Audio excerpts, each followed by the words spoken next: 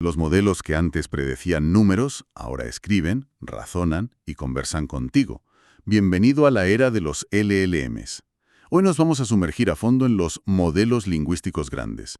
Son, la tecnología que está detrás de herramientas que ya usamos casi a diario, como ChatGPT, Claude o Gemini, y están cambiando no solo la ciencia de datos, sino casi todo. La idea es entender qué son, cómo funcionan de verdad y, sobre todo, qué significan para el futuro. Y vamos a intentar ir un poco más allá del titular, ¿no? Porque es muy fácil quedarse en que, bueno, te escribe un poema o un correo. Pero lo que define a esta revolución no es solo lo que hacen, sino el cómo. Vamos a ver los motores que llevan dentro, pero también sus fallos, sus limitaciones, los sesgos que esconden. Es una tecnología con dos caras. Y hoy vamos a mirar las dos. Perfecto, pues si te parece, empecemos por lo más básico, para sentar unas buenas bases. Un LLM.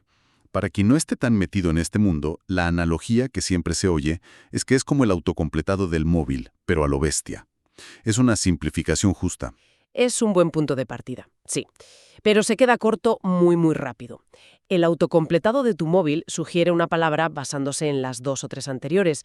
Un LLM es más bien como un cerebro digital que se ha leído una biblioteca del tamaño de casi todo Internet.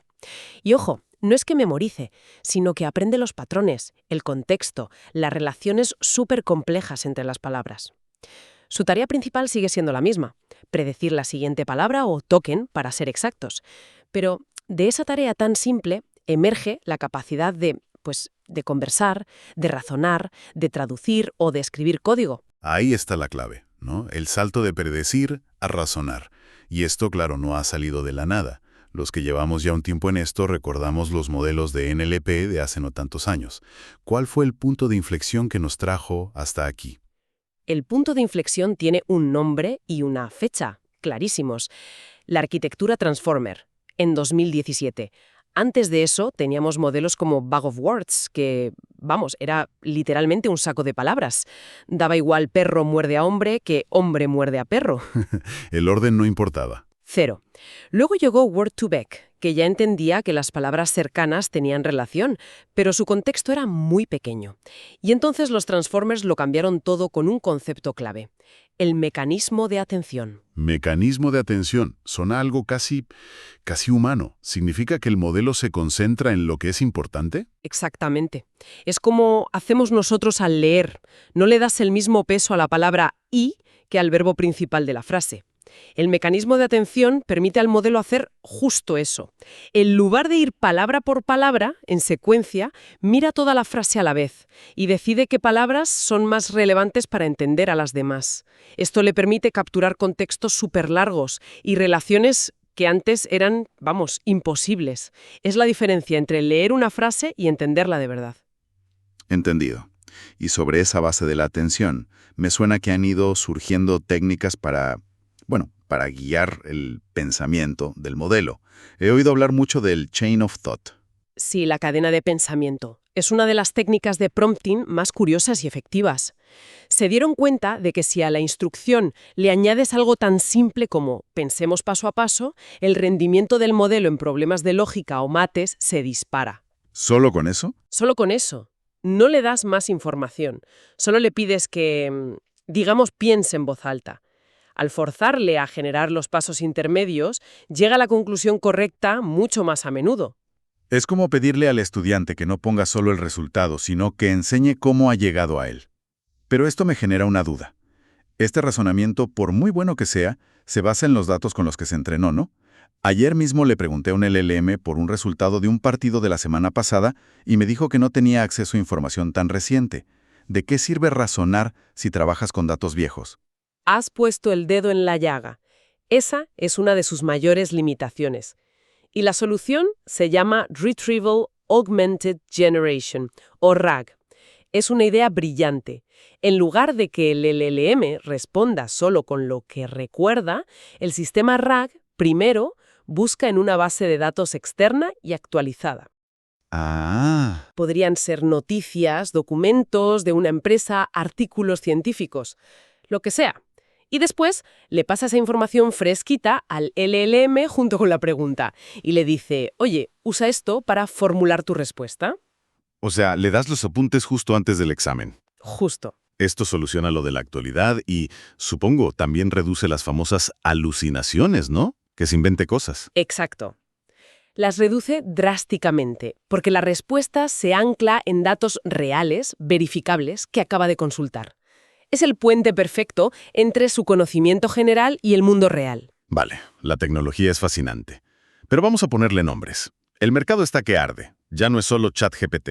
Ahora tenemos a Cloud 3 con sus versiones Haiku, Sonnet y Opus, Gemini 2.0 de Google y un montón de modelos de código abierto como Llama o Mistral. ¿Hay diferencias reales entre ellos? Hay diferencias muy, muy significativas. Las fuentes que hemos estado mirando, por ejemplo, dicen que los modelos de Claude 3 son, destacan en precisión y en su capacidad para manejar contextos larguísimos. Estamos hablando de hasta 1 millón de tokens. Es como darle una novela entera y hacerle preguntas sobre ella. Una barbaridad. Y por otro lado, la gran apuesta de Google con Gemini 2.0 es la multimodalidad nativa. Nativa. ¿Qué significa eso exactamente? Porque modelos que analizan imágenes ya hay. Nativa significa que no es un parche, no es un modelo de lenguaje al que le han pegado uno de visión. Gemini se construye desde cero para entender y procesar a la vez texto, imagen, audio. La idea es que puedas tener una conversación en la que le enseñas un vídeo, le hablas y le pides que te genere una respuesta en texto. Es todo mucho más fluido. Entendido. Vale, tenemos esta tecnología tan potente, pero si salimos del laboratorio, ¿dónde nos la estamos encontrando en el día a día? A veces sin darnos ni cuenta. En muchísimos sitios. Fíjate, un ejemplo que me parece sorprendente es la educación.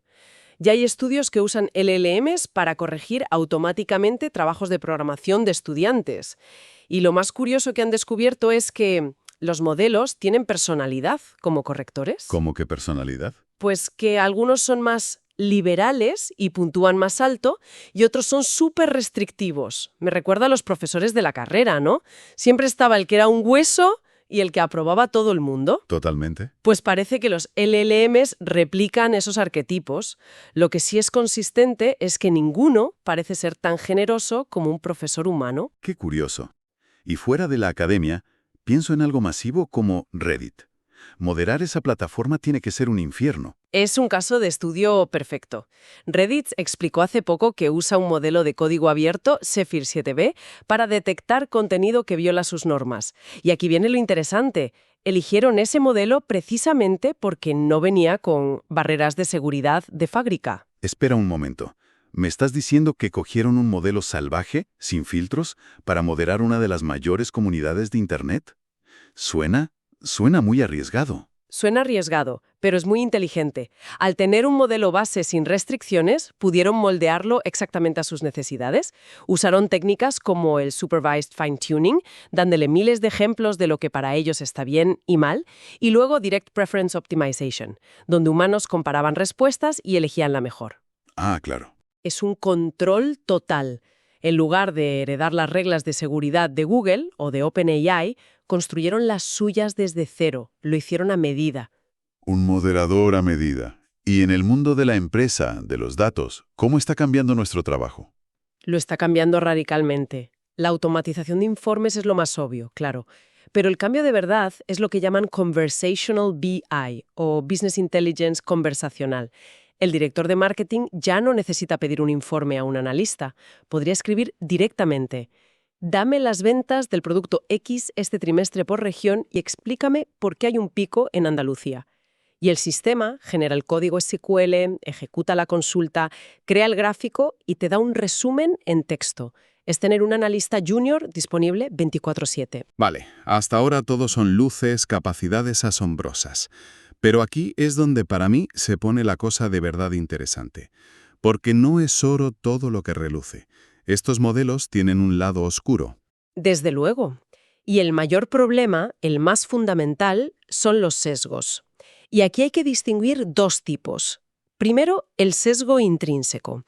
Es el que el modelo, digamos, absorbe de los datos.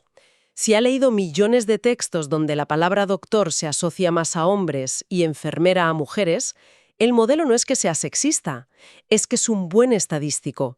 Refleja los prejuicios de nuestros datos. Es un espejo de la sociedad para lo bueno y para lo malo.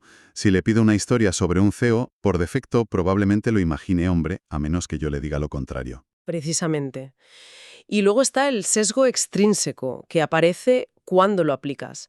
Imagina un modelo que analiza sentimientos, entrenados sobre todo con inglés estándar. Si lo usas para analizar comentarios de una comunidad que usa una jerga concreta, podría clasificar su lenguaje como negativo simplemente porque no se ajusta a la norma que aprendió. Claro. Hemos visto sesgos de género, de edad, culturales, en tareas tan básicas como una traducción. Y esto me lleva a la pregunta del millón sobre su capacidad de razonar. La cadena de pensamiento suena genial, pero ¿está razonando de verdad o es una imitación increíblemente buena? Esa es la gran pregunta. Y un estudio que hemos analizado lo califica como un espejismo frágil. Lo que descubrieron es muy revelador. El modelo es brillante ejecutando pasos lógicos para resolver problemas con una estructura que ya ha visto antes. Es un maestro de la interpolación. Pero, ¿qué pasa cuando lo sacas de su zona de confort? Se derrumba. En cuanto le pones un problema con un formato o una estructura que no ha visto nunca, aunque para un humano sea muy parecido, el modelo falla estrepitosamente. La conclusión es dura. No está razonando desde cero. Está reconociendo y replicando patrones de razonamiento que ha memorizado. O sea que estamos construyendo estos sistemas tan complejos sobre una base que podría ser simple mimetismo. ¿Qué pasa cuando se encuentre un problema para el que no tenga un patrón? Se rompe. En muchos casos sí. O peor, alucina una respuesta con una seguridad que asusta. Y a esto se le suman otros riesgos muy reales. La seguridad, por ejemplo. Los sistemas RAG, que conectan el LLM a bases de datos, son vulnerables a algo que llaman envenenamiento de la base de conocimiento. Suena siniestro. ¿Qué es? Imagina que alguien malintencionado mete información falsa en esa base de datos. Un documento que diga, por ejemplo, beber lejía cura el resfriado. Cuando un usuario pregunte por remedios para el resfriado, el sistema RAG va a encontrar ese documento, se lo pasará al LLM, No me digas más. y el LLM, con total confianza y elocuencia, responderá: según mis fuentes, beber lejía es un remedio efectivo. ¿Es aterrador? Estás armando la desinformación con una voz de autoridad que parece infalible. Exacto. Conviertes al LLM en un propagador de mentiras muy convincente. Bueno, si juntamos todas estas piezas, el poder, las aplicaciones, pero también los espejismos y los riesgos, ¿hacia dónde vamos? ¿Cuál es el siguiente capítulo de todo esto? El futuro inmediato yo diría que se legina con dos palabras: multimodal y agéntico. Ya hemos tocado la multimodalidad con Gemini.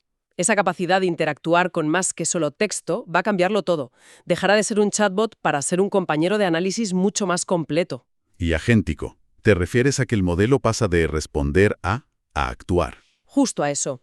Estamos pasando de modelos pasivos a modelos proactivos que ejecutan tareas. Se convierten en agentes de IA. Google, por ejemplo, está trabajando en un proyecto, Jules, que es un agente que puede recibir una tarea de programación en GitHub, analizar el problema, proponer un plan con los cambios de código y, si un humano lo aprueba, ejecutarlo. Eso ya no es un asistente, es casi un compañero de trabajo digital. El humano ahí solo supervisa, ¿no? Al principio sí, supervisión y aprobación, pero el camino está claro. LLMs que no solo te dan ideas, sino que te ayudan a implementarlas. Y a la vez veremos una explosión de especialización. Más modelos, pequeños y de código abierto, afinados para una sola tarea, como el de Reddit. Y por otro lado, una personalización radical. Hay un proyecto, User LLM, que me parece fascinante. ¿En qué consiste? En lugar de analizar todo tu historial de chats para entenderte, que es muy lento, crea embeddings de ti como usuario. Es como una huella dactilar matemática de tus intereses, tu estilo. Con esa huella puede adaptar sus respuestas para ti al instante y de forma mucho más profunda. Sería como hablar con un asistente que de verdad te conoce, no uno que tiene que repasar sus apuntes sobre ti cada vez que hablas. Esa es la idea. Una personalización de verdad eficiente. En resumen, entonces, los LLM son mucho más que una simple herramienta para escribir textos. Son la evolución natural de la ciencia de datos hacia una IA que conversa y, lo que es más fuerte, que actúa. La clave ahora, por lo que veo, no es solo aprender a usarlos, sino entenderlos de verdad, con sus luces y sus muchas sombras. Totalmente. La invitación para la gente que nos escucha es que empiece a experimentar. Pero no como un usuario pasivo que le pide chistes, sino pensando activamente: ¿cómo integro esto en mi trabajo? ¿Qué problema real me puede solucionar?